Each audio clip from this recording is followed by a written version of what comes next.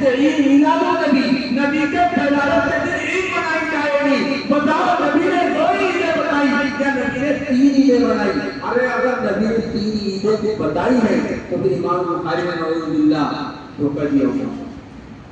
امام مسلم نے دھوکہ دیا، صاحب ہدایہ نے دھوکہ دیا. یہ جو مسائل کی کتاب ہوتی ہے فقہ کی کتابیں، اس میں فقہا لکھتے ہیں کتابوں عیدین 2 عیدوں کا بیان ہے.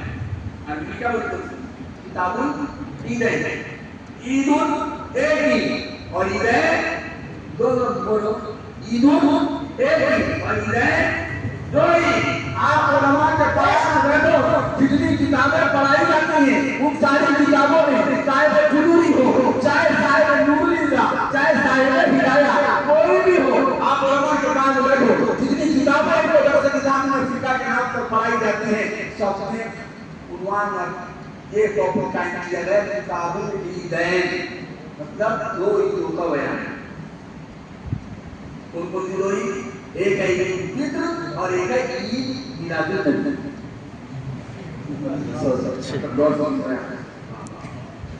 دونوں ہمارے وہ کیا کریں ابھی کچھ ہوگا دن رہا تو 2 عید کتاب العیدین مطلب ایک عید عید الفطر اور دوسری عید عید الاضحیٰ. اگر تیسری عید ہوتی تو یہ لوگ عنوان قائم کرتے کیونکہ 3 عید کے لیے بولا جاتا ہے آیات، کتاب الآیات یعنی 3 عیدوں کا بیان ہے. مطلب انہوں نے نہیں منایا، اگر یہ مناتے تو خود دیکھتے میں سمجھ میں نہیں کسی سے سمجھ میں ادھر حال جائے آئی سمجھ میں آ رہا ہے بہت کم لوگوں کو سمجھ میں آ رہا ہے کتنی عیدیں کتنی ہو گئی. اب سوال یہ ہے چلو بھائی ٹھیک ہے میں اب عقیدہ سمجھا. سوال یہ ہے کہ تم یہ کہتے ہو نبی کے زمانے میں نہیں ہوئی اس لیے کیوں مناتے؟ ابو بکر صدیق کے زمانے میں نہیں ہوئی اس لیے تم نہیں مناتے، عمر فاروق کے زمانے میں نہیں ہوئی اس لیے یہ نہیں مناتے، علی مرتضیٰ کے زمانے میں نہیں ہوئی اس لیے یہ نہیں مناتے. ہم کہتے ہیں ہاں ہم یا قرآن سے بات لیں گے یا ہم بات حدیث نبی اکرم صلی اللہ علیہ وسلم کے فرمودہ سنت سے لیں گے یا صحابہ کی زندگی سے لیں گے یا اس امت کے اجتہاد، اس امت کے مجتہدین کے اجتہاد سے بات کو لیں گے. میرے بھائیوں اس کے بعد ہم ایسے لوگوں کی بات نہیں لیں گے جن لوگوں نے ایمان اسلام دین کا نام لے کر امت میں بدعت و خرافات کر.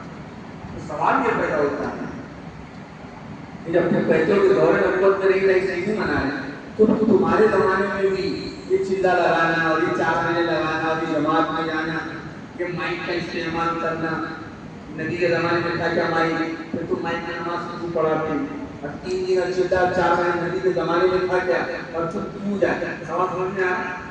جب تم یہ کہتے ہو ہم جیسے میلاد منا رہے نبی کے زمانے میں نہیں تھے اس لیے تم قبول نہیں کرتے تو آؤ میں تمہیں یہ بات سمجھا کے جا رہا ہوں. تمہارا اہم سبق یہی ہے جو میں کہنے جا رہا ہوں وہ یہ ہے کہ ہاں ہم چلہ بھی لگاتے ہیں، عید بھی لگاتے ہیں، ہم 4 مہینے بھی لگاتے ہیں.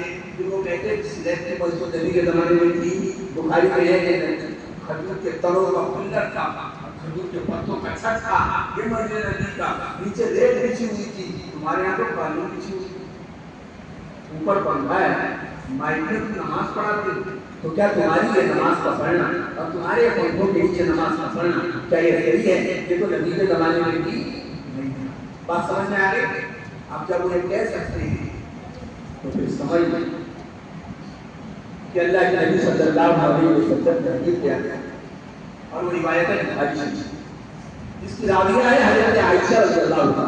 راویہ کون ہے اور حدیث قائم ہے بخاری شریف. ارے بولو پوچھنے والے بولو بخاری شریف. راویہ کون ہے؟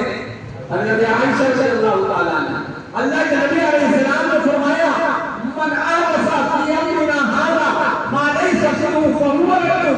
نبی کہہ رہے ہیں جس نے ہمارے اس دین اسلام میں نئی بات پیدا کی اس اور وہ دین میں سے نہیں ہے تو وہ قابل رد ہے، وہ شخص مردود ہے، اس کی بات بھی قابل ہے. من احدث فی امرنا ھذا ما لیس منہ. اب یہاں پر آپ بات چل رہے ہیں تو چلتے ایک بات کرو. من احدث جس نے نئی بات پیدا کی، نبی کے الفاظ بولو من احدث، جس نے نئی بات پیدا کی، فی امرنا ھذا، ہمارے اس دین میں، ہمارے اس دین میں۔ امر سے مراد سب سے نزدیک امر سے مراد اسلام ہے، دین ہے، شریعت ہے، ہماری شریعت ہے، ہماری دین ہے۔